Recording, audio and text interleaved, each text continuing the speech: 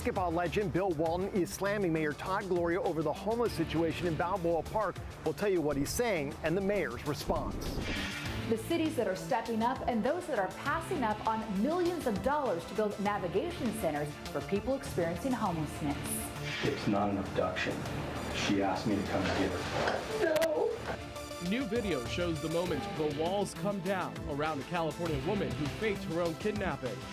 A San Diego woman sues the Old Globe Theater and a playwright who she says stole her story. What a once-in-a-lifetime chance to fly with the Blue Angels. And season 34 of The Amazing Race premieres tonight with a local connection. We'll tell you what Quentin and Maddie have to cheer about. CBS 8 News, live at 6, starts now. A San Diego icon says the city's homelessness situation is out of control, and he's specifically calling out the mayor. Good evening and thank you for joining us. I'm Carlo Cicchetto. And I'm Jesse Pagan, in for Marcella Lee. Bill Walton regularly rides his bicycle around the city, but he says he no longer feels safe and the human waste left behind isn't healthy. CBS 8's Steve Price has more on his battle with the mayor. Basketball legend Bill Walton is frustrated with the homeless situation in his neighborhood. He says he's been chased, threatened, and assaulted, and he's not holding back on who he blames for the problem, blasting Mayor Todd Gloria in a series of emails. Walton specifically mentioned this area along Park Boulevard, noting that it's near the San Diego Zoo, Roosevelt Middle School, and the War Memorial Building. He sent his first email to the mayor on August 8th, saying in part, "I'm begging and pleading for your help. This permanent homeless encampment in our neighborhood is a travesty with endless trash, urine, and feces that goes on unabated forever. This makes our Balboa Park unusable. It's not healthy or safe or desirable to do so."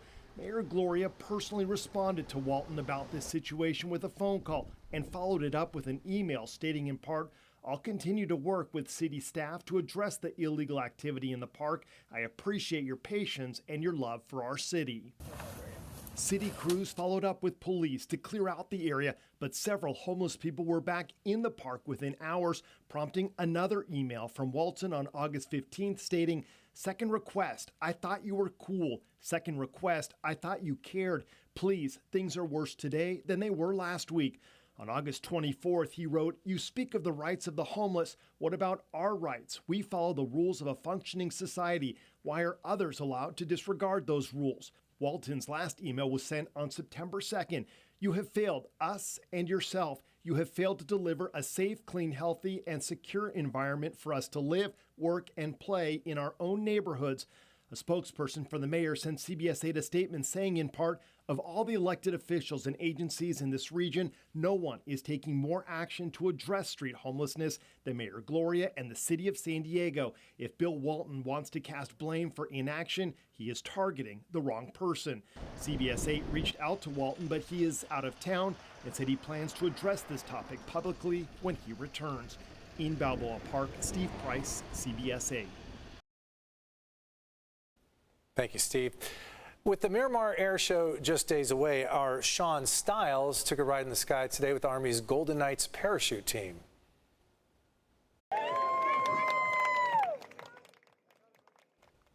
Okay, before the jumping, there was a safety briefing.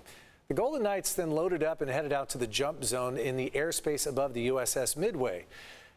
When the wind speeds were right, the Knights jumped and maneuvered their flexible winged gliders onto the narrow flight deck. They're completely steerable canopies. To turn left, jumper simply pulls down the left steering line. Turn right, jumper simply pulls down on the right steering line. As the jumper nears the ground, they'll pull down on both steering lines simultaneously for the safest and softest possible landing. There are only 88 Golden Knights in the Army. That makes them, this group of men, the elite of the elite.